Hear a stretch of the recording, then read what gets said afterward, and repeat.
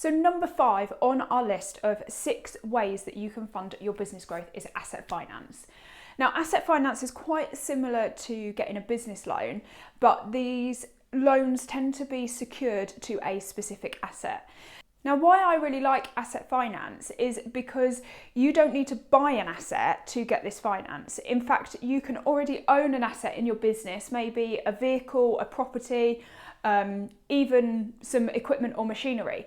And if you need some cash flow in your business, then you can go and apply for asset finance against that asset. So you don't need to only consider asset finance if you're buying an asset.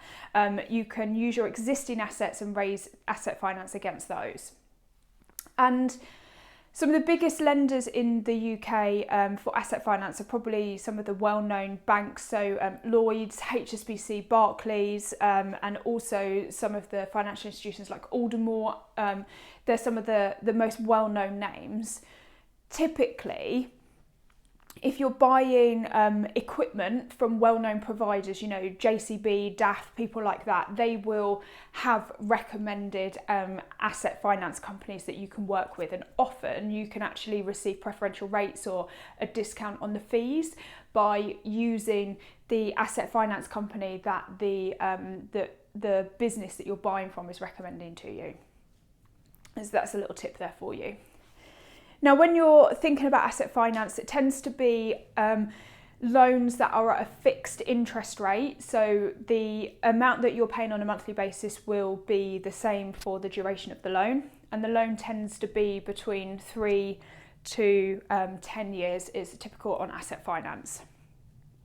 So one of the things you do need to consider on asset finances is when you're purchasing something new, so some equipment, for example, the price that you pay, you will still need to put down a deposit, normally 10%, but you will also need to make sure that you have the cash in place to cover the VAT element of the purchase.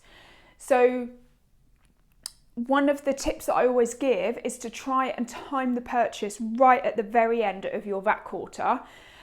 So if you're buying something of, say, £120,000, then you need to be able to pay the £20,000 VAT plus a 10% deposit, and then you'll get asset finance on the remainder, which would be £90,000. So if you time that purchase on the last day of your VAT quarter, then you can literally do your VAT return within a couple of days, and HMRC will do a VAT refund pretty quickly for you. If you've had a VAT refund from HMRC before, then that process will be really quick.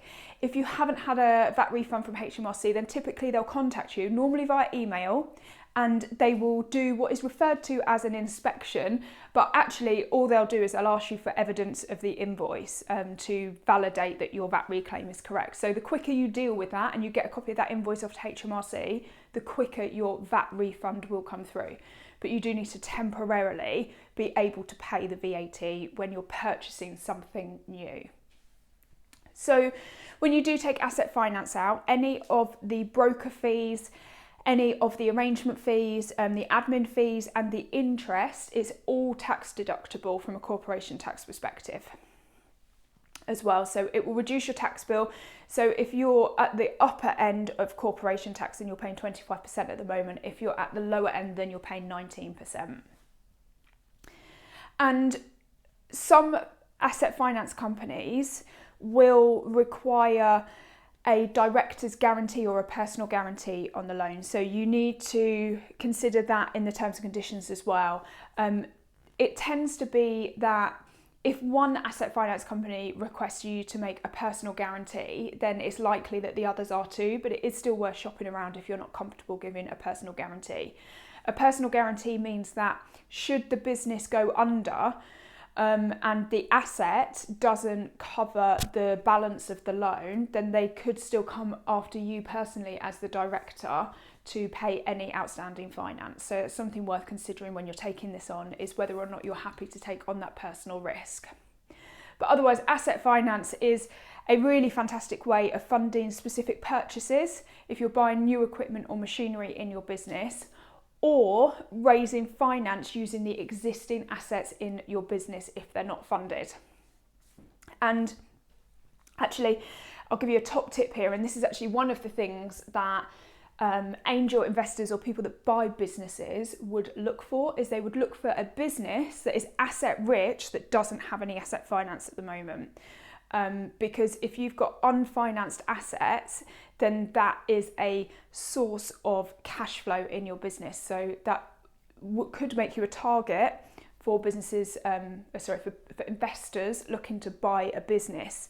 And often when they're doing that, this is what is referred to sometimes as no money down deals. And it can only really happen when you've got an asset rich business without finance.